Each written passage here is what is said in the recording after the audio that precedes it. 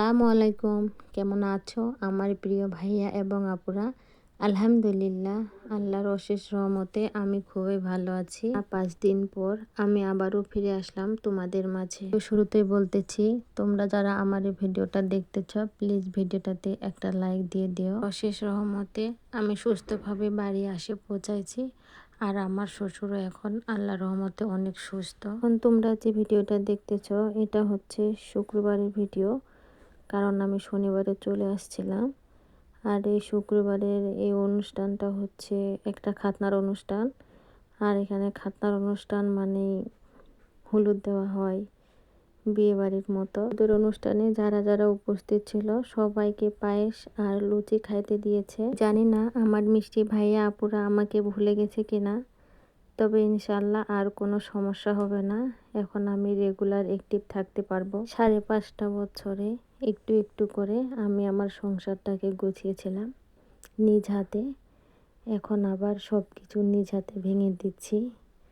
জানে না আমার ভিতরে কি অনুভূতি তখন কাজ করতেছিল। আমি শুক্রবার থেকে হালকা পাতলা গোছাগুছি শুরু করে দিয়েছিলাম, কারণ যেগুলা বাড়ি নিয়ে আসার মতো সেগুলো তো নিয়ে আসবো। আর যেগুলা ভারী ভারী জিনিস সেগুলা নিয়ে আসবো না, ওগুলা বিক্রি করে দিয়েছি ওখানে। আসার পর তো মনে হচ্ছে 5 বছর 5.5 বছর আমি সেখানে সংসার করেছি, সংসার গুছিয়েছি। এখন গ্রামে চলে আসছি, এখন আবার এখানে নতুন করে সংসার গুছাইতে হবে। কিছুদিন হয়তো বা আমাদের খারাপ লাগবে, পরে সব কিছু ঠিক হয়ে যাবে। তবে সবচেয়ে কষ্টের বিষয় হচ্ছে আমার মেয়ে কোনো মতে গ্রামে থাকতে চাচ্ছে না। আম্মু চলো আমাদের বাসায়, আমরা কবে বাড়ি যাব, আমি এখানে থাকবো না, আমাকে এখানে থাকতে ইচ্ছা করতেছে না, ভালো লাগতেছে না। তার এই কথাগুলো শুনলে সত্যি খুবই বেদনাদায়ক, কষ্টকর, কি আর বলবো। ছোট বাচ্চা তো পরিবেশের সাথে অ্যাডজাস্ট হইতে হয়তো বা তার কিছুদিন সময় লাগবে, আর একটু কষ্টও হবে, কারণ সে জন্মের পর থেকেই বাইরেই থাকতো। গ্রামে আসতো শুধু ঈদের সময়, মেহমান যাকে বলে 2-3 দিনের জন্য।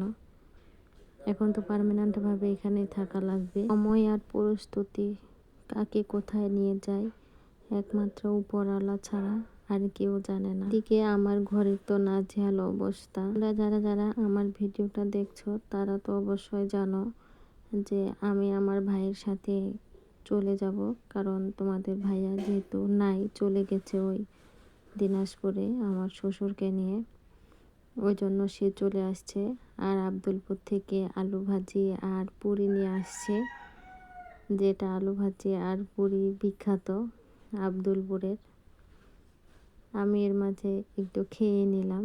আর বেটির জন্য আইসক্রিম নিয়ে আসছে, সে তার মামাকে বলছিল মামা আমি আইসক্রিম খাবো। আমি হলুদের যে ভিডিওটা দেখিয়েছিলাম সেটা হচ্ছে সন্ধ্যার ভিডিও, আর এটা হচ্ছে তারপর দিন দুপুরের ভিডিও। আর দুপুরে খাওয়া দাওয়ার জন্য কিছু মানুষকে দাওয়াত করছিল, তার মধ্যে আমরাও ছিলাম।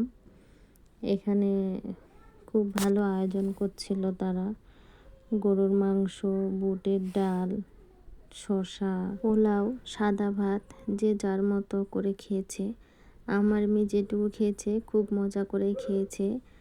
খাওয়ার শেষে মিষ্টি দিয়েছিল। খাওয়া দাওয়া শেষ করে আমরা হাত ধুয়ে নিয়েছি। রাজশাহীতে থাকাকালীন আমি একটা জিনিস দেখলাম যে সেখানে একটু কোনো অনুষ্ঠান হইলেই ভরপুর বিনোদন, নাচ গানের না আনন্দের কোনো শেষ নেই। খাওয়া দাওয়া শেষ করে যে যার মতো করে বাচ্চাকে কেউ গিফট, কেউ টাকা দিয়েছে, আমরা টাকায় দিয়েছি। তার সময় আবারও 2 ভাই বোনে শুরু করে দিয়েছি প্যাকিং করা। আর মনে হচ্ছে জীবনে ভাই থাকা আল্লাহর দেওয়া একটা বড় নিয়ামত। কেননা আমার যতবারই দরকার পড়েছে, আমি যতবারই জটিল কোনো বিপদে পড়েছি, প্রতিবারই আমি আমার ভাইকে পাশে পেয়েছি। আমি যে ভাবির সাথে থাকতাম সে ভাবি আর সন্ধ্যাবেলায় আমাকে রান্না করতে দেয়নি, উনি রান্না করে আমাকে দিয়ে দিয়েছে। এর মধ্যে আর সন্ধ্যার কোনো ভিডিও নেওয়া হয়নি। সকালবেলা আবার খিচুড়ি দিয়েছে, আর বেলা বিশাল বড় আয়োজন করেছে। আমি বলেছিলাম ভাবি এত কিছু রান্না করা লাগবে না, উনি বলেছে যেহেতু চলে যাচ্ছেন আর কবে দেখা হবে না হবে, সেজন্য একটু আয়োজন করি ভালো মন্দ। মানে যতগুলা খাওয়ার আছে এগুলা শুধু খাবার না, এগুলা সম্পূর্ণটাই ভালোবাসা। কারণ ভালোবাসা ছাড়া কেউ এই কাজ করতে পারে না। এর সাথে রক্তের কোনো সম্পর্ক নেই, আর কবে দেখা হবে না হবে জানি না, তো ছাড়া কখনো ভালোবাসা হয় না। আর এখানে যা কিছু আয়োজন করেছে সব কিছু স্বার্থ ছাড়াই, কারণ এখানে কোনো স্বার্থ নেই। হোক, আপনি যদি আমার এই ভিডিওটা দেখে থাকেন, ভাবি আপনাকে অসংখ্য অসংখ্য ধন্যবাদ কিছুর জন্য। রাতে টেনে নিয়ে যাওয়ার জন্য এখানে লুডুসও রান্না করে দিয়েছে, রুটিও দিয়েছিল, সেটা স্কিপ হয়ে গেছে। এর ভাইয়ার অফিসের একটা সিম ছিল এই মোবাইলে, আর একটা টেবিল ছিল অফিসের। যেহেতু তোমাদের ভাইয়া নাই, তাই ওনার বর্তমানে আমি এই জিনিসগুলো অফিসে নিয়ে যাই পৌঁছায় দিচ্ছি। যেহেতু চাকরি ছাড়ে দিয়েছে, সিমটা তো দিয়ে দেওয়া লাগবে। অফিসে আসে আমি সব কিছু বুঝিয়ে দিয়েছি। এখন আমি ট্রেনে চলে আসছি আব্দুলপুরে। এর মাঝে কোনো ভিডিও নেওয়া হয়নি, বিশেষ করে বিদায় বেলাতে, কারণ ওখানে অনেকেই ছিল যারা আমাকে বিদায় দিয়েছে। আমি যেহেতু ওখানে ছিলাম তাই অনেকে জানে যে আমি ভিডিও করছি। সবাই তো আর ক্যামেরার মধ্যে আসতে চায় না, সেজন্য আমি আর ওই ভিডিওটা নিই নাই, কারণ একটুর জন্য কারো মন খারাপ করার কোনো দরকার নেই।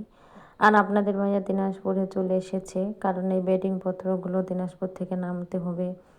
আমার ভাইয়ের পক্ষে একলা তো সেগুলো সম্ভব না। পীরগঞ্জ স্টেশনে চলে এসেছি, আর এখানে একটা অটো ঠিক করে নিয়ে এখন আমরা রওনাও দিয়ে দিয়েছি। আর দেখুন গ্রামে কি রকম কুয়াশা পড়তেছে। আমাদের ভাইয়া আমাদের পীরগঞ্জ স্টেশনে নামাই দিয়ে আবার চলে গেছে দিনাজপুরে, কারণ ওখানে যেহেতু আমার শ্বশুর শাশুড়ি আছে। রসের সহমতে আমি খুব ভালোভাবে গ্রামে আসে পৌঁছায় গেছি। যারা আমার এই ভিডিওটা এতক্ষণ থেকে দেখতেছ, একটা লাইক দাওনি, প্লিজ একটা লাইক দিয়ে দিও, কেননা তোমাদের একটা লাইকের মাধ্যমে এই ভিডিওটা আরো অনেকের কাছে পৌঁছে যাবে। সাবস্ক্রাইব করে পাশেই থেকে যেতে পারো, আর পাশে থাকা নোটিফিকেশন বেল আইকনটি চেপে দিলে আমি ভিডিও ছাড়া মাত্রই নোটিফিকেশন চলে যাবে, আর তোমরা তোমাদের সুবিধা মতো ভিডিওটা দেখতে পারবে। এদের জন্য সবাই দোয়া রেখো, ভালো থাকো, সুস্থ থাকো। আসসালামু আলাইকুম।